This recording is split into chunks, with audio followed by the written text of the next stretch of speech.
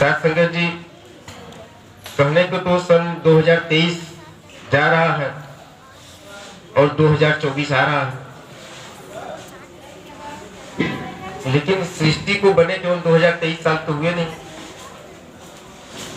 इस संसार की रचना कब हुई यह तो किसी को ठीक ठीक पता ही नहीं।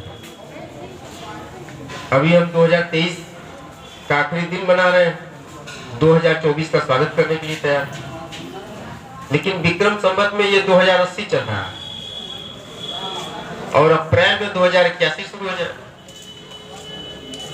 लेकिन इसके पहले महात्मा बुद्ध हुए 2500 साल पहले, भगवान कृष्ण पैदा हुए 5000 साल पहले, रामचंद्र जी उनके और पहले, गंगा जी को लाने वाले भगीरथ जी और लाखों साल पहले। कब नया साल मनाया? ये नया साल कोई निर्धारित करने वाले कोई है नहीं, एक मान्यता बना दी गई है। लेकिन संत महात्मा के लिए हर पल हर क्षण नया होता है, हर पल में एक नया जीवन है। इसी समय न जाने कितने जीवन में पैदा हो रहे हैं, कितने जीवन चले जा रहे हैं। इसका अर्थ है कि हमें जो भी जीवन मिला है, जो भी समय मिला है, वो पूरा का पूरा समय हम लोगों को सुखी बनाने में लगा। संत कहते हैं कि अगर हम सुखी होना चाहते हैं तो दूसरों को सुखी करना शुरू करो। अगर हम खुशियां पाना चाहते हैं तो दूसरों को खुशियां देना शुरू करो। अगर हम सम्मान पाना चाहते हैं तो सबका सम्मान करना शुरू करो। यही प्रकृति का नियम है। जो कुछ भी हम बोते हैं, जो कुछ भी हम बांटते हैं, वही हमें मिलता है, उसके अलावा हमें कुछ मिल नहीं। अपने दिल को विशाल बनाने के लिए महात्मा कहते हैं, दिल की विशालता तभी आएगी जब हम विशालता से जुड़ेंगे। और ये विशाल कौन है? विशाल होते हैं सद्गुरु, जो ये ब्रह्म का दर्शन कराते हैं, ज्ञान देते हैं, इस निराकार से जोड़ते हैं, जिनकी विशालता अखंड है। कितने विशाल है, इनकी कोई सीमा नहीं, कोई जानता नहीं। आज तक बड़े बड़े ऋषि, महर्षि, ब्रह्मर्षि, कोई भी इनकी सीमा को पार नहीं पाता। और जब हम इनके चरणों में नतमस्तक हो जाते हैं, तब इनकी सारी कृपा हमारे ऊपर बरसने लगती है। साथ संगत जी, जैसे कि हम अभी कुछ ना कुछ मांगते रहते हैं भगवान से, और जब भी अवसर मिलता है, कहीं भी जाते हैं, कोई संत महात्मा मिलते हैं या कहीं मंदिर में जाते हैं, कोई बड़े मिलते हैं, तो भी उनके सामने हाथ जोड़ के अरदासी करते हैं कि हमारी ये कामना पूर्ति हो जाए, ये चीज मिल जाए। ठीक है, मांगना भी चाहिए। जो सामर्थ्यवान है उससे मांगेंगे नहीं तो क्या करेंगे? और अगर पूरे विश्वास के साथ, पूरी श्रद्धा के साथ मांगते हैं तो निश्चित ही मिलेगा। लेकिन जो कुछ मिला हुआ है, जो कुछ हमें प्राप्त है बिना हमारे कुछ किए, जिसके हम योग्य भी नहीं है, हमारी योग्यता से अधिक मिला हुआ है, तो क्या हमारा एक कर्तव्य नहीं बनता है कि उसके लिए इस परमात्मा को धन्यवाद दें कि हे प्रभु, बहुत कुछ दिया, जो कुछ भी दिया है बहुत है, मैं उसमें बहुत खुश हूँ, तेरा बहुत आभार है, तुझे बहुत धन्यवाद देता हूँ। मैं इस योग्य भी नहीं था जो कुछ आपने मुझे दिया था। ऐसे धन्यवाद हम नहीं निकाल पाते, और इस मजबूरी में, इस कुंठा में जीते हुए हम अपने जीवन को और नीचे ले चले जाते हैं। एक बार एक भिखारी एक शहर में एक चौराहे पे बैठा रहता था। उसके हाथ में गंदा सा कटोरा, उस कटोरे में 2-4 सिक्के डाल के बैठता था, हिलाता रहता था और लोगों से मांगता रहता था कि भाई कुछ दे दो, गरीबों की सुनो, तुम्हारी सुनेगा, तुम 1 पैसा दोगे वो 10 लाख देगा। आते जाते बहुत से लोग, जिनको कुछ दया आती थी, कुछ ना कुछ उसमें डाल देते।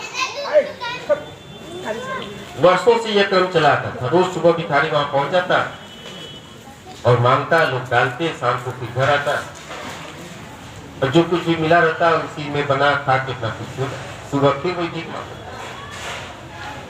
एक दिन वो बैठा था और उसके सामने एक व्यक्ति आए और कुछ पैसा उसमें डालने वाले थे ही, लेकिन वो रुक गए। उन्होंने भिखारी से कहा कि भैया तुम रोज भीख मांगते हो, कितना पैसा तुमको मिल जाता है? तो सरकार मुश्किल से 10-5 रुपया मिल जाता है, कभी कभी 20-25 भी मिल जाता है। तो बोला कि ऐसा है कि ये कटोरा तो मुझे दे दो। बोलो इसका कितना पैसा देंगे? भिखारी बोला कि कटोरा दे देंगे तो भीख किसमें मांगेंगे? तुम बताओ तो सही, तुम्हारे कटोरा कितना मूल्य होगा? कटोरा मैं ले लेता हूँ, पैसा दूंगा, चाहूँ तो उससे दूसरा भी कटोरा खरीद लो और उससे कई दिन का भोजन पानी भी बना लो। भिखारी ने कहा कि महाराज 50 रुपए कटोरा आता होगा और 40-50 रुपए रोज मेरा खर्च है, भाई 300 रुपए आप दे दें तो कटोरा मैं आपको दे दूं। उस व्यक्ति ने उनको 500 रुपए दिए। भिखारी एक हाथ में कटोरा लिया था, एक हाथ में 500 रुपए। सोच रहा है कि कटोरा इतने दिन से मेरे पास है, कई दिनों का भी अगर भिक्षा मिलाया जाए तो 500 रुपए मुझे नहीं मिलते। एक गंदा कटोरा ले रहा है, 500 रुपए मुझे दे रहा है। और जो देने वाला व्यक्ति था सोचा कि भिखारी का मन बदल न जाए, उसने कहा ऐसा है चल 2000 ले ले और ये कटोरा मुझे दे। 2000 मतलब 1500 रुपए और उसने 500 पहले दिया। 2000 रुपए जैसे ही उसने भिखारी को पकड़ाए और कटोरा उस आदमी को देकर बड़ी तेजी से एक तरफ दौड़ के भागा। और जो आदमी कटोरा लिया जो खरीदा था 2000 रुपए में, वो बड़ी तेजी से विपरीत दिशा में भागा और जाकर के रेलवे स्टेशन पहुंचा। वहां ट्रेन में बैठ करके कटोरे को अपना दबा दिया और इधर उधर देख रहा था कहीं भिखारी ठीक से वापस ना आ जाए। भिखारी भागा कि कहीं वो सेठ फिर से ना आ जाए कि अपना कटोरा ले लो, मेरा 2000 रुपया वापस कर दो, कटोरे का मूल्य कितना है। लेकिन जो वो व्यक्ति 2000 रुपये में कटोरा खरीदा था वो बहुत बड़ा जौहरी था।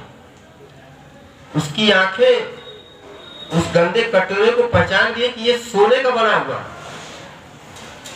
और उसका वजन लगभग आधा किलो है और उस कटोरे का मूल्य लाखों रुपए में, और मैंने 2000 रुपए में इसलिए वह तो कटोरा लेकर चला गया 2000 रुपए में लाखों की चीज लेकर, और ये लाखों रुपए की चीज वो कटोरा सोने का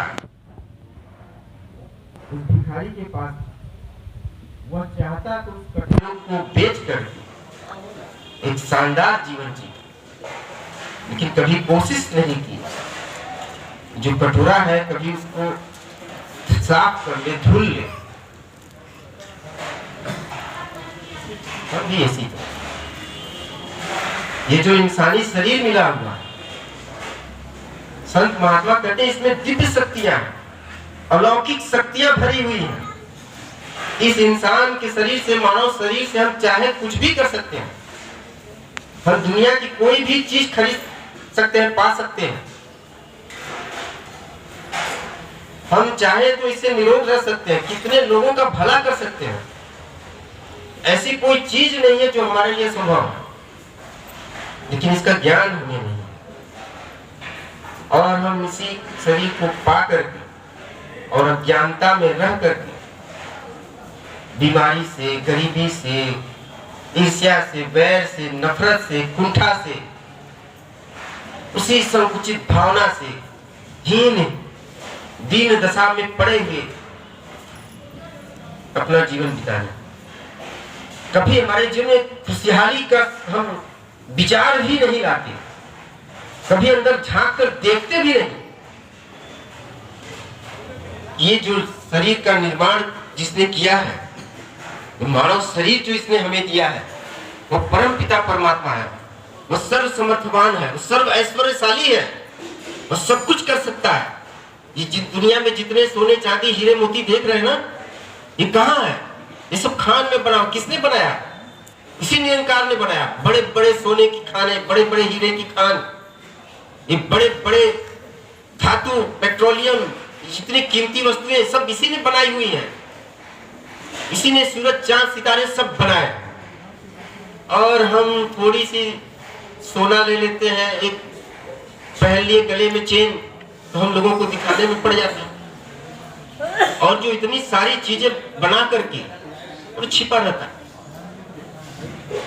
वो अपने आप को प्रकट भी नहीं करता, व्यक्त भी नहीं करता। हम उसके प्रति आभार भी नहीं करते, केवल शिकायत शिकायत शिकायत कि तुमने तो हमारे पड़ोसी को ये दे दिया, तुमने तो ये कर दिया, तुम्हारे पास तो ये नहीं हुआ, उसको तो 4 मंजिला मकान है, हमारा तो टूटा हुआ मकान है, फलाने के पास ये गाड़ी है, हमारे पास तो साइकिल भी नहीं। केवल शिकायत। जो कुछ भी मिला है वो बहुत है, इसका शुक्रिया अदा करना चाहिए, इसका धन्यवाद देना चाहिए। जो ही हमारे अंदर परमात्मा के प्रति धन्यवाद का भाव भरता है, जो ही हमारी संपदा बढ़ने लगती है, हमारे अंदर सुख बढ़ने लगेगा, हमारी संपत्ति बढ़ने लगेगी, हमारी खुशियां बढ़ने लगेंगी। क्योंकि अगर आप ही मान लीजिए कोई व्यक्ति आपके पास हमेशा रोता हुआ ही है, आप उसको कितना भी दे दें वो आपसे शिकायत ही करता रहे, तो आपका प्रेम उसके प्रति नहीं रहेगा। और आप थोड़ा सा भी किसी को दे दो, थोड़ा सा ही किसी का भला कर दें, किसी को रोकी सूखी ही खिला दें और आपको धन्यवाद देता, आप खुश हो जाता है, महात्मा जी आपने बहुत दिया, मेरी भूख मिटा दी, मुझे बहुत कुछ दिया आपने, मेरी बड़ी सेवा की आपने। तो आपका मन और प्रेम से भर जाएगा।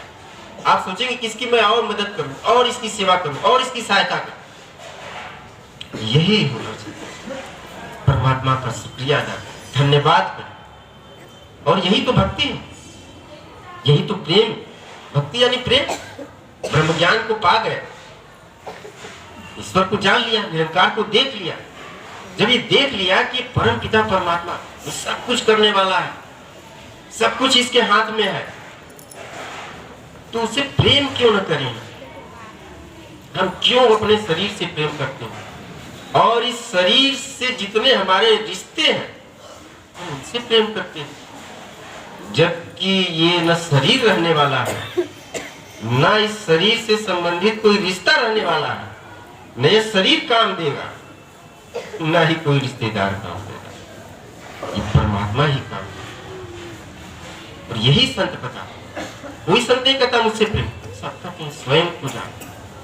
बाबा जी कहते हैं ब्रह्म ज्ञान के द्वारा, ब्रह्म प्राप्ति के द्वारा आत्म साक्षात्कार करिए, स्वयं को जान, इस निरंकार को जान। इसी में सारी शक्ति समाये, सब कुछ कर सकता है। तो इसको याद करें, इसका सुमिरन करें। सुमिरन बहुत बड़ी चीज है। अभी महात्मा सेवा सुमिरन के बारे में बता। अभी पिछले साल दास अखबार में पढ़ा, यही कुछ दूर पर सिकंदरपुर गांव में नदी के किनारे एक स्त्री बर्तन धुल रही थी बैठकर, और उसका एक छोटा सा बच्चा 5-6 साल का वहीं खेल रहा था। वो बार बार उसे कहते नदी से दूर जा, नदी से दूर जा, लेकिन वो अपनी बार बार दौड़ती माँ के पास आता था। माँ बर्तन साफ कर रही, थोड़ी दूर पर बच्चा खेल रहा है, तब तक नदी में से मगरमच्छ निकला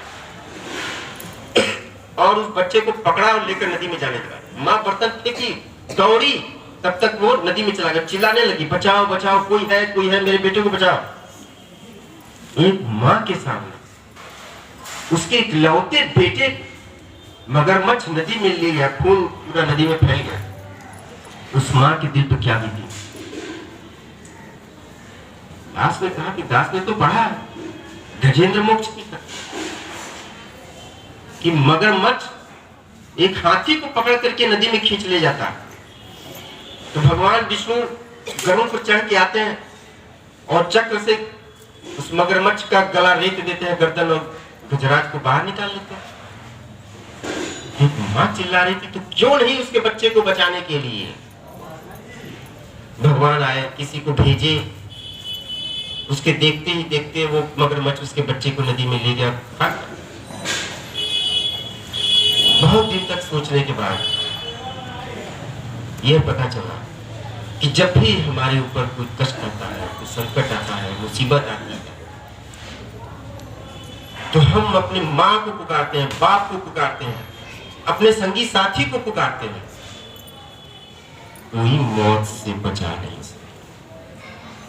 किसी के अंदर इतनी सामर्थ्य नहीं है कि मौत से बचा, जो खुद मौत के मुंह में हमेशा लटका है। मृत्यु की तलवार सबके ऊपर कच्चे धागे में बधी हुई लटक रही है, कब किसके ऊपर गिर जाए। वह क्या किसी को बचा सकता है? एक बचा सकता है, उसकी याद नहीं आती। ये जो गजेंद्र था ना, ये भी जब ग्राह इसको खींचने लगा तो ये भी बहुत चिल्लाया। तमाम हथनियां, तमाम इसके संगी साथी, तमाम इसके बच्चे, बहुत सारे हाथियों का झुंड वहां खड़ा था।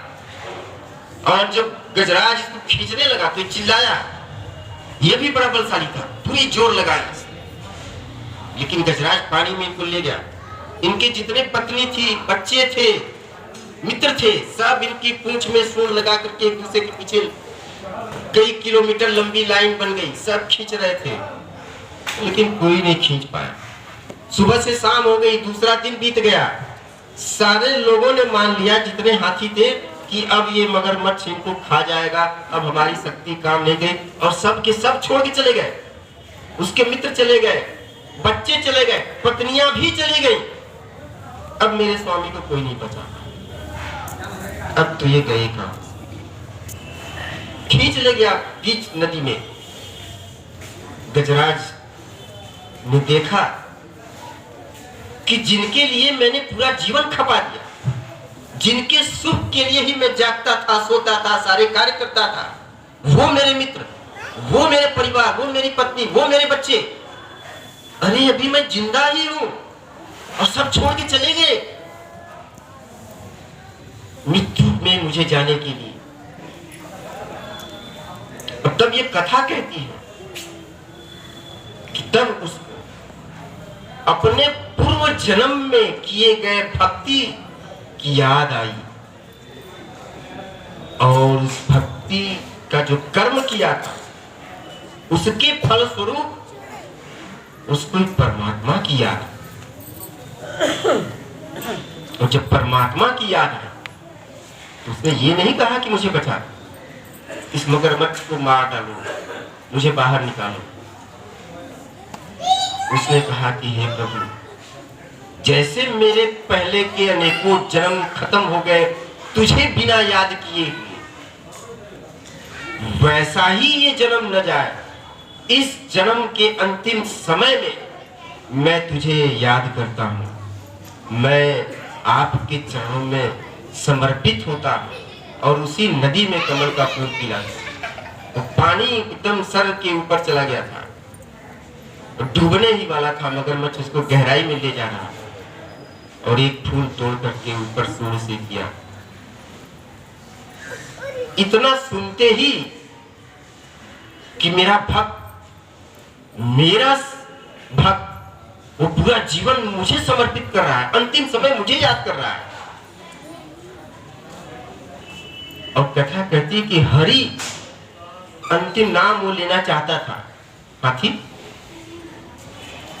वो ह निकाला, री बोलने के पहले ही भगवान वहां प्रकट हुए और उस मगरमच्छ का ग्राह का गर्दन काट करके इसको बाहर निकाला।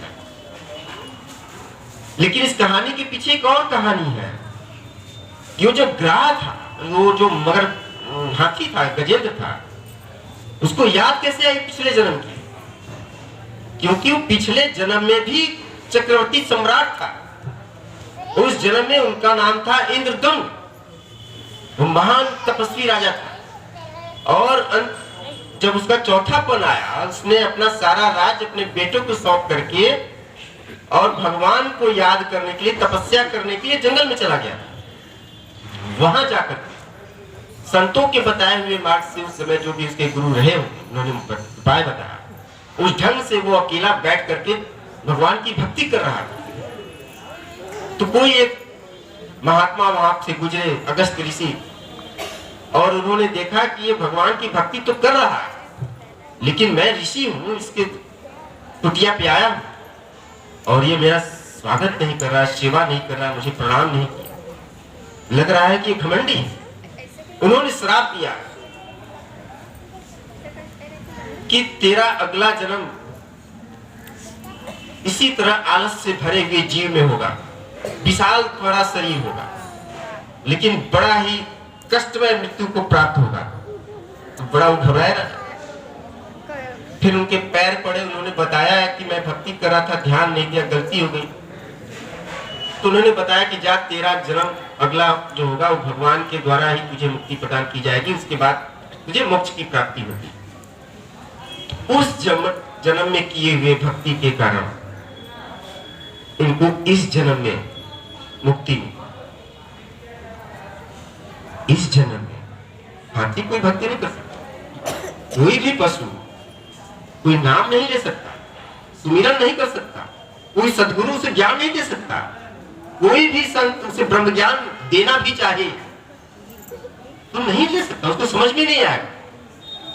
इस बारे में हम भाग्यशाली, सौभाग्यशाली हैं कि ऐसा शरीर मिला, ऐसी बुद्धि मिली, ऐसी समझ मिली, ऐसी सोच मिली कि संतों का सानिध्य मिला, आप संतों की चरण धूलि मिली, ऐसे सदगुरु मिले, बाबा हरदेव मिले, माता सुदीक्षा मिली, ऐसा ब्रह्म ज्ञान दिया, ऐसी भक्ति दी, ऐसे प्रभु से नाता जोड़ा। इस भक्ति को कर करके हम अपने जीवन को महान बना लें। उसके लिए तो एक जन्म दूसरा लेना पड़ा, और वो भी पशु का जन्म था। अगर हम सच्ची भक्ति करते हैं तो हम अभी इसी जन्म में नहीं, इसी समय, अभी इसी जगह मुक्त हैं। और अगर नहीं भी तो गजेंद्र की तरह अगर प्रेम रहेगा तो अगले जन्म में। भक्ति कभी निष्फल नहीं है। अगर प्रगाढ़ भक्ति है, शुद्ध भक्ति है, पवित्र भक्ति है तो इसी समय। क्योंकि संतों ने कहा कि भगवान ऐसा नहीं कि कहीं एक जगह बैठा हुआ है, वो हर जगह है, हर वस्तु में है, हर समय है। इसका मतलब वो अभी यही इसी समय यहाँ भी है, हम लोगों के ही बीच में समाया हुआ है, हम सब उसके ही अंदर बैठे हुए हैं। तो इस सर्वत्र व्याप्त परमात्मा को, इस निरंकार को साक्षी मानते हुए, उसकी अनुभूति करते हुए, हम इस प्रांगण में नहीं बैठे, हम इस दीवार से घिरे हुए नहीं जगह में बैठे हुए हैं, हम इस पेड़ के नीचे नहीं बैठे हुए हैं, हम इस निरंकार की गोद में बैठे, हम इसकी पेट के अंदर बैठे हुए हैं। चारों तरफ से हमको व्याप्त किया हुआ है, केवल यही एक मौका, हम इसी में हैं। इसकी कृपा हमारे ऊपर बरसती है, हमें किसी चीज की कमी नहीं है, हमें किसी चीज की चाह नहीं है। ये सब कुछ देने वाला है, सब कुछ हमें जो प्राप्त है इसकी कृपा से हम इसका धन्यवाद करते हैं। हम इसी में लीन हो जाएंगे, हम इसी में मिट जाएंगे, हम यही हो जाएंगे। एक को जानो, एक को मानो, एक हो जाओ, यही तो हमारे सपने हैं। तो जो कुछ भी स्थिति हो, जो कुछ भी परिस्थिति हो, हम इसको धन्यवाद दें, और जो कोई भी क्षण हो इसका शुक्रिया। तो आने वाला समय आप सबके लिए सुखमय हो, मंगलकारी हो, और सद्गुरु माता की कृपा सबके ऊपर बनी रहे।